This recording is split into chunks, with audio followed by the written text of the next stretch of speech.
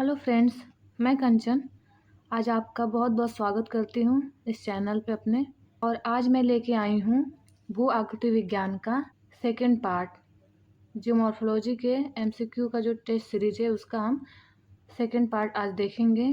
इसमें हम देखेंगे आज 26 से 50 तक के एमसीक्यू को। ये एमसीक्यू आपको UGC net, UP TGT, UP PGT assistant professor के लिए ये एमसीक्यू हेल्पफुल होगा। तो आइए आज हम देखते हैं नेक्स्ट 26 क्वेश्चन से विथ शॉर्ट एक्सप्लेनेशन। इस क्वेश्चन का हम शॉर्ट एक्सप्लेनेशन थोड़ा थोड़ा देखेंगे और आइए सॉल्व करते हैं इस क्वेश्चन को। Question number 26। तो आइए देखते हैं 26 नंबर क्वेश्चन क्या पूछ रहा है। ये पूछ रहा है कि पवन द्वारा बनाई गई रेत की पहाड़ियाँ क्या कहलाती हैं। इसमें ऑप्शन दिया है। ऑप्शन ए है टिब्बा, ऑप्शन बी है ढलान, ऑप्शन सी है ग्लेशियर या ऑप्शन डी है पर्वत। तो पवन द्वारा बनाई गई रेत की पहाड़ियाँ क्या कहलाती हैं? इसका आंसर होगा ऑप्शन ए टिब्बा। ये जो टिब्बा होते हैं ये एक स्थान से दूसरे स्थान पे गतिशील होते हैं, गति करते रहते हैं। जैसे जिस दिशा में हवा चलती है उस दिशा में इस टिब्बे को, ये जो रेत का जो ढेर होता है, इसे फिर वो उड़ा के दूसरे स्थान पे एकत्रित कर देती है। फिर चलते चलते जैसे हवा गति तीव्र होती है जिस दिशा में रहती है, वैसे फिर ये यदि सुबह में यहाँ देखा जा रहा है तो शाम को फिर कहीं उससे कुछ दूरी पे ये जाके फिर ये टिब्बे का जवाब हो जाता है। नेक्स्ट क्वेश्चन देखते हैं। Question number 27। ये पूछ रहा है काष्ठ स्थलाकृति क्षेत्र में कौन सी विशेषता प्रमुख होती है। ऑप्शन ए है नदी घाटियाँ, ऑप्शन बी है ऊंची पर्वत श्रृंखलाएं, या ऑप्शन सी है भूमिगत गुफाएं, या ऑप्शन डी है मैदान। तो काष्ठ स्थलाकृति क्षेत्र की प्रमुख विशेषता होती है भूमिगत गुफाएं। ऑप्शन सी राइट आंसर होगा इसका। ये जो भूमिगत गुफाएं होती हैं, जो काष्ठ स्थलाकृति क्षेत्र होते हैं, जो चूना प्रधान क्षेत्र होते हैं, वहाँ पे जहाँ पे चूना अधिक मात्रा में जिस भाग में जमा होता रहता है, तो वो अपरदन द्वारा वो वहाँ की चट्टानें हट जाती हैं या फिर नीचे धस जाती है। तो ये हमें आकृति गुफा के रूप में दिखाई देती है, अंदर का भाग दिखाई देता है गुफा के रूप में। तो इसे काष्ठ स्थलाकृति की विशेषता है भूमिगत गुफाएं वहाँ उन क्षेत्रों में देखने को मिलती है हमें। नेक्स्ट क्वेश्चन देखते हैं। Question number 28। ये पूछ रहा है ज्वालामुखी किसके द्वारा उत्पन्न होते हैं। ऑप्शन ए है भूगर्भीय प्लेटों के आपसी संघर्ष से, ऑप्शन बी है समुद्री जल की लहरों से, ऑप्शन सी है वायुमंडल में जल वाष्प से, या ऑप्शन डी है किसी प्रकार के जीवित प्राणियों से। तो ज्वालामुखी किसके द्वारा उत्पन्न होता है? ये भी उत्पन्न होता है भूगर्भीय प्लेटों के आपसी संघर्ष से। इसका राइट आंसर होगा ऑप्शन ए। जो प्लेटें होती हैं या महाद्वीपीय महासागरीय प्लेटें एक साथ मिल सकती हैं, सागरीय मिल सकती हैं, या फिर महाद्वीपीय मिल सकती हैं। तो यही प्लेटें जो होती हैं आपसी संघर्ष करती हैं, या एक पास आती हैं या एक दूसरे से दूर जाती हैं। ऐसी प्रक्रिया में ज्वालामुखी उत्पन्न होती हैं। जो हमारा जो प्रशांत महासागर है उसको रिंग ऑफ फायर के नाम से जाना जाता है, क्योंकि ये भी एक गतिशील प्लेट है। ये जो पैसिफिक महासागर, पैसिफिक ओशियन है, जो पैसिफिक ओशियन प्लेट है, इसके जो वेस्ट में इधर एशियन हो जाएगा, एशियन प्लेट आ जाएगा, एशियन यूरेशियन कह सकते हैं। इसके नीचे जो इधर ऑस्ट्रेलियाई प्लेट है, फिर इधर हो जाएगा नॉर्थ अमेरिकन प्लेट, और नीचे हो गया साउथ अमेरिकन प्लेट। तो इसे रिंग ऑफ फायर के नाम से इसलिए जाना जाता है क्योंकि विश्व के सबसे अधिकांशतः ज्वालामुखी या भूकंप यही देखने को मिलते हैं। और मुख्य कारण है कि प्लेटें हैं ये गतिशील हैं, इन प्लेटों के किनारे किनारे ये ज्वालामुखी उत्पन्न होते हैं। ये जो प्लेटें एक दूसरे के दूर जाती हैं तो वो जो इनको जो गैप मिलता है, फिर इसमें से मैग्मा ऊपर निकलता है, ऊपर निकल के मैग्मा ज्वालामुखी का रूप लेता है। नेक्स्ट क्वेश्चन देखते हैं। Question number 29। ये पूछ रहा है कि भूकंप की तीव्रता मापने का पैमाना कौन सा है। ऑप्शन ए है रिक्टर स्केल, या ऑप्शन बी सेल्सियस स्केल, या ऑप्शन सी फ़ारेनहाइट स्केल, या ऑप्शन डी पार्किंग स्केल। इसका आंसर होगा ऑप्शन ए रिक्टर स्केल। जो रिक्टर स्केल है ये भूकंप के परिमाण का एक मात्रात्मक मापक है। इसे हम परिमाण पैमाना भी कहते हैं हिंदी में। और ये भूकंप की ऊर्जा को मापता है कि कितनी मात्रा में ऊर्जा उत्पन्न हुई है इस भूकंप के आने से, या इस टाइप का जो भूकंप आया है इसमें इसके नेक्स्ट पैमाने पे जो है ये 10 गुना अधिक परिमाण को बताता है। हर एक जो इसका नेक्स्ट अगला पैमाना होगा उस पैमाने पे ये 10 गुना उसके ऊर्जा को बताता है, इसलिए इसे परिमाण मापक पैमाना भी कहते हैं। नेक्स्ट क्वेश्चन है क्वेश्चन नंबर 30। ये पूछ रहा है प्राचीन महाद्वीप का नाम क्या था जिसमें सभी महाद्वीप जुड़े थे।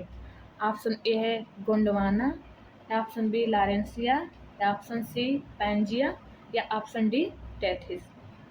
तो जो प्राचीन महाद्वीप था उसका नाम था पैंजिया। पैंजिया के नाम से हम प्राचीन महाद्वीप को जानते हैं। और जो प्राचीन महासागर था, जो सब सिर्फ एक महासागर था, वो था पैंथालासा। पैंथालासा के नाम से उसे हम जानते हैं। तो जो पैंजिया था, ये इस पैंजिया का जो ये डिवाइड हुआ कालांतर में, तो ये 2 भागों में बट गया।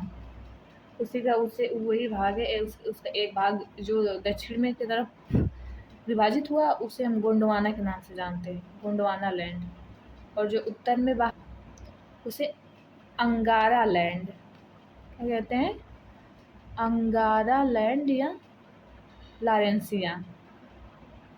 ये जो लारेंसिया है, ये जो भाग उसका पैंजिया का उत्तर में विस्थापित हुआ वही लारेंसिया या अंगारा लैंड के नाम से जाना जाता है। ये जो गोंडवाना लैंड है इससे हमारा दक्षिणी अमेरिका और हमारा अफ्रीका महाद्वीप, ऑस्ट्रेलिया और भारत उपमहाद्वीप जो है, इन सब का निर्माण हुआ है गोंडवाना लैंड से।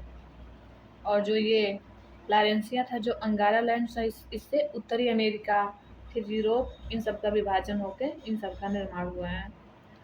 ये जो थ्योरी है महाद्वीपीय विस्थापन सिद्धांत, इसी सिद्धांत के अंतर्गत अल्फ्रेड वेगनर ने ये थ्योरी के तहत इस स्थल खंड का नामकरण किया था। पैंजिया नाम दिया था, पैंथालासा नाम दिया था, गोंडवाना लैंड, अंगारा लैंड, उससे कैसे फिर और अन्य महाद्वीपों का निर्माण हुआ। ऐसे इन सारी थ्योरी का विस्तृत व्याख्या उनके सिद्धांत महाद्वीपीय विस्थापन सिद्धांत में हमें देखने को मिलता है।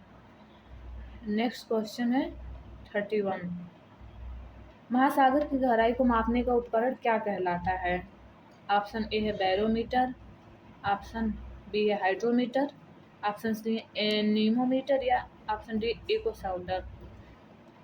तो महासागर की गहराई को मापने का उपकरण है वो है, तो इसका राइट आंसर होगा option D echo sounder. Echo sounder जो है ये इस एक प्रकार का सोनार है। इसका आमतौर पर उपयोग जो नेविगेशन में होता है, उसे सागरों महासागरों के तल की गहराई मापने में, और मछलियों और जो प्लवकों का जो झुंड होता है उनके पता लगाने में इसका प्रयोग किया जाता है। ये जो इको साउंडर होता है ये एक प्रकार से पानी में ध्वनि का संचार करता है। और ये जब पानी में मौजूद कोई भी किसी भी ठोस चीज़ से जैसे ही ये टकराता है, जैसे कोई, या तो वो वनस्पति हो सकती हैं, या मछलियों का झुंड हो सकता है, या कोई चट्टान ही है, तो जहाँ पे ये जाके किसी ठोस चीज़ से टकराता है, टकरा के फिर वो वापस आता है परावर्तित होकर, तो ये इसे ये इको साउंडर इसे उससे काउंट करके उसकी गहराई कितनी है इस तरह से ये पता लगाता है। और यदि हम और अलग इन सब ऑप्शनों की बात करें, जैसे बैरोमीटर, तो बैरोमीटर जो है वायुदाब मापता है। हाइड्रोमीटर है किसी भी तरल पदार्थ के घनत्व को ये मापता है। एनीमोमीटर जो है ये हवा की गति को मापने के लिए उपयोग किया जाता है। ये हवा की गति को ये मील प्रति घंटा या किलोमीटर प्रति घंटा या फिर नॉट में जो रिपोर्ट करते हैं, तो ये इन मापकों में ये इसे बताता है हवा की गति को। नेक्स्ट क्वेश्चन देखते हैं, क्वेश्चन नंबर 32।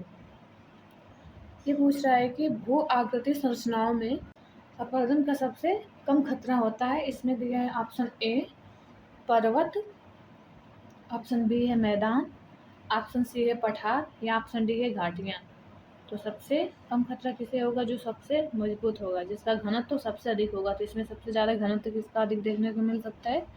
पठार का। तो सबसे अपरदन कम खतरा होगा पठार का। नेक्स्ट क्वेश्चन देखते हैं। Question number 33। अपक्षय किस प्रकार की प्रक्रिया है? ऑप्शन ए है यांत्रिक, ऑप्शन बी है रासायनिक या ऑप्शन सी है जैविक या डी उपरोक्त सभी। तो अपक्षय की हम बात करें तो इसमें यांत्रिक, रासायनिक व जैविक सब प्रकार के अपक्षय शामिल होते हैं। तो इसका आंसर होगा डी।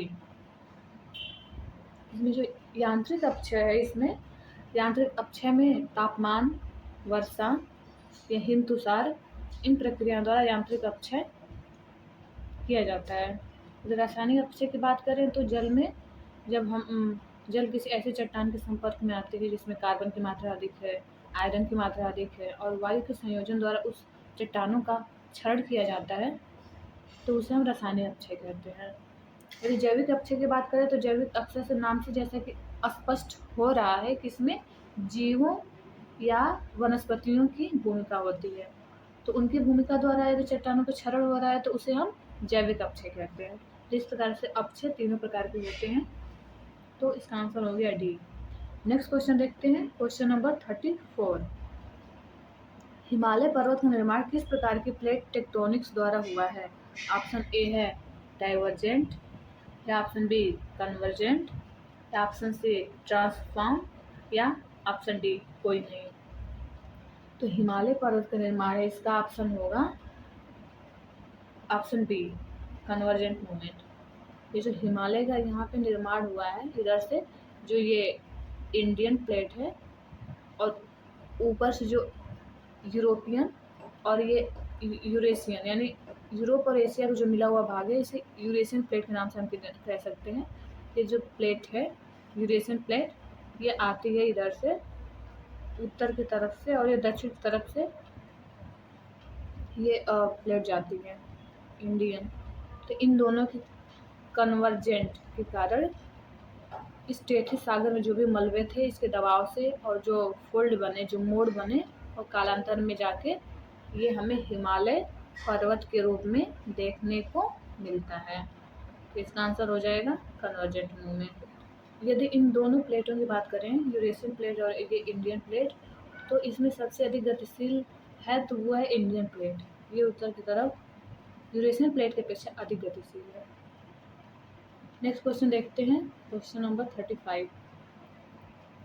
ये पूछ रहा है कि समुद्री गर्त का निर्माण किस प्रकार की प्लेट बाउंड्री से होता है?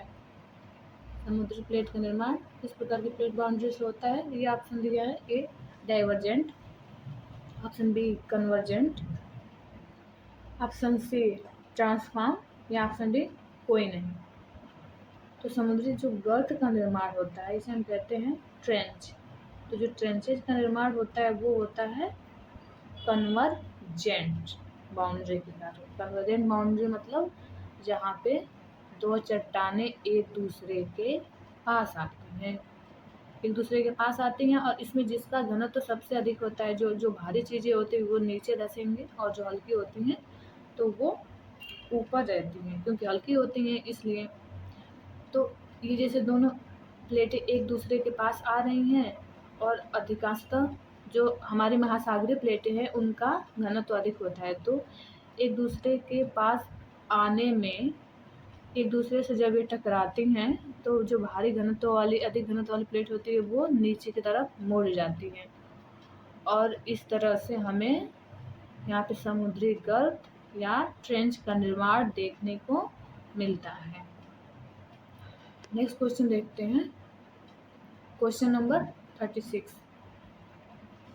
लावा के ठंडा होने पर बनने वाली चट्टानें किस प्रकार की होती हैं? ऑप्शन ए आग्नेय चट्टान, ऑप्शन बी अवसादी चट्टानें, ऑप्शन सी कैंथरी चट्टानें या ऑप्शन डी कोई नहीं। तो लावा के ठंडा होने से बनने वाली चट्टानों को हम जानते हैं आग्नेय चट्टानों के नाम से, ऑप्शन ए। नेक्स्ट क्वेश्चन देखते हैं, क्वेश्चन नंबर 37। एरोडियन का क्या अर्थ है? ऑप्शन ए है मृदा का निर्माण, ऑप्शन बी है चट्टानों का निर्माण, या ऑप्शन सी है मृदा और चट्टानों का कटाव, या ऑप्शन डी है कोई नहीं। तो इसका आंसर होगा ऑप्शन सी, मृदा और चट्टानों का कटाव। क्वेश्चन देखते हैं, question number 38। Great barrier reef कहाँ स्थित है? ऑप्शन ए है भारतीय महासागर, ऑप्शन बी है अटलांटिक महासागर, या ऑप्शन सी है प्रशांत महासागर, या ऑप्शन डी है कोई नहीं। तो जो ग्रेट बैरियर रीफ हमें देखने को मिलती है, ये मिलती है प्रशांत महासागर में। इसका आंसर होगा ऑप्शन सी, प्रशांत महासागर। और प्रशांत महासागर में भी जो ये ऑस्ट्रेलिया है, ऑस्ट्रेलिया का जो उत्तरी पूर्वी भाग है, ये हमें देखने को मिलता है ग्रेट बैरियर रीफ यहाँ पे। नेक्स्ट क्वेश्चन देखते हैं 39। किस प्रकार की चट्टानों का निर्माण जैविक प्रक्रियाओं से होता है? ऑप्शन ए है आग्नेय चट्टानें, ऑप्शन बी है अवसादी चट्टानें, ऑप्शन सी है क्रांतीय चट्टानें, या ऑप्शन डी कोई नहीं। तो जैविक प्रक्रियाओं से जिन चट्टानों का निर्माण होता है वो है अवसादी चट्टानें, क्योंकि इसमें मलबे द्वारा इनका निर्माण होता है। मलबे में वो जीव जंतुओं, वनस्पतियों सबके अवशेष हमें देखने को मिलते हैं, इसलिए इसे हम जैविक चट्टान भी कहते हैं। नेक्स्ट क्वेश्चन देखते हैं, क्वेश्चन नंबर 40। ये पूछ रहा है प्लेट टेक्टोनिक सिद्धांत का प्रमुख तत्व क्या है? ऑप्शन ए है प्लेटों का आपस में टकराना, ऑप्शन बी है प्लेटों का आपस में खिसकना, ऑप्शन सी है प्लेटों का विस्तार, या ऑप्शन डी है सभी। तो जो प्लेट टेक्टोनिक सिद्धांत है, इसके ये सारे तत्व आ जाएंगे। प्लेटों का आपस में टकराना भी हो जाएगा, प्लेटों का आपस में खिसकना भी हो जाएगा, प्लेटों का विस्तार व सभी, ये सारे ऑप्शन सही हैं। उपरोक्त सभी होगा इसका आंसर। नेक्स्ट क्वेश्चन देखते हैं, क्वेश्चन नंबर 41। ये पूछ रहा है कि नदी की गति को प्रभावित करने वाला प्रमुख कारक कौन सा है? ऑप्शन ए है नदी की चौड़ाई, ऑप्शन बी है नदी की गहराई, ऑप्शन सी है नदी की ढाल, या ऑप्शन डी है नदी की लंबाई।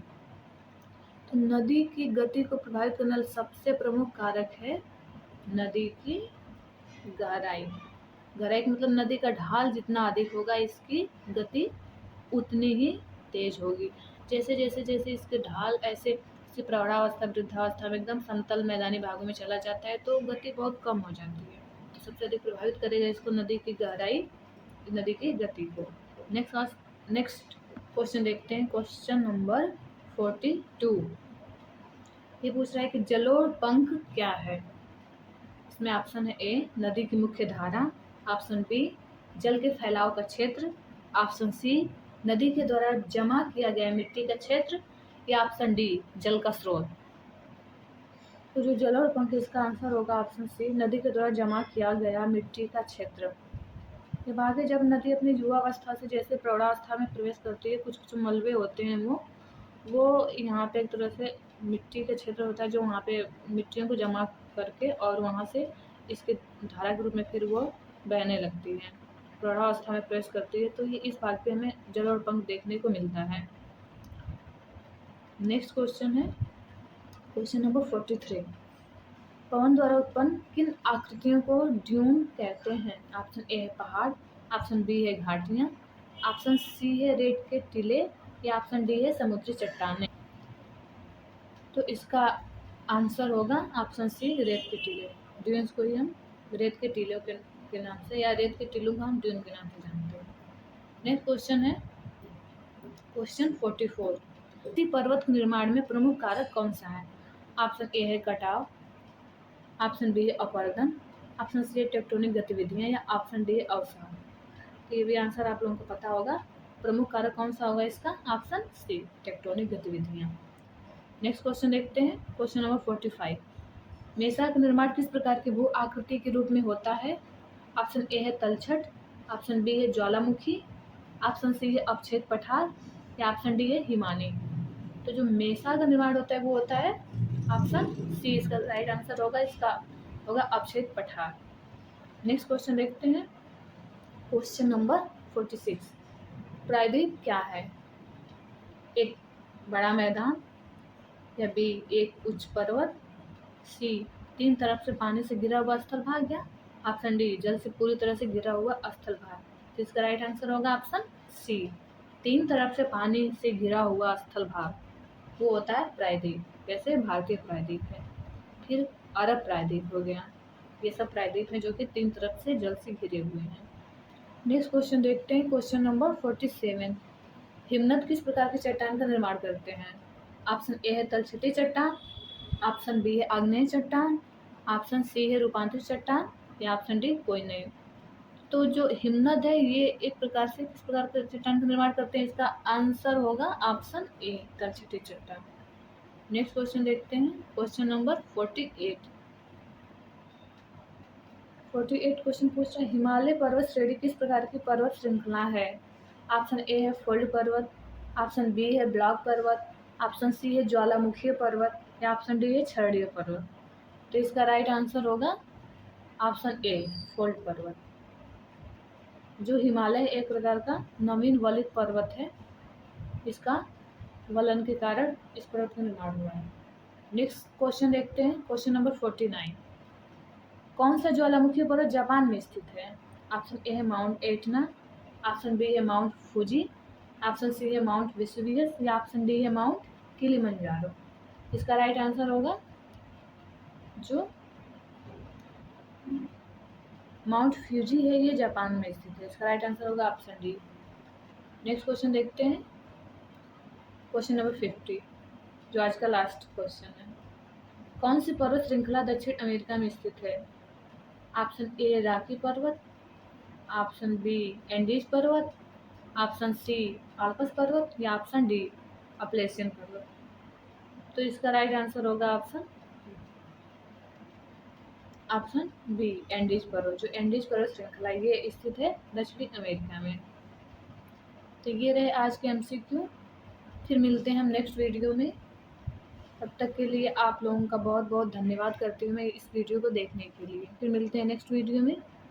Thank you.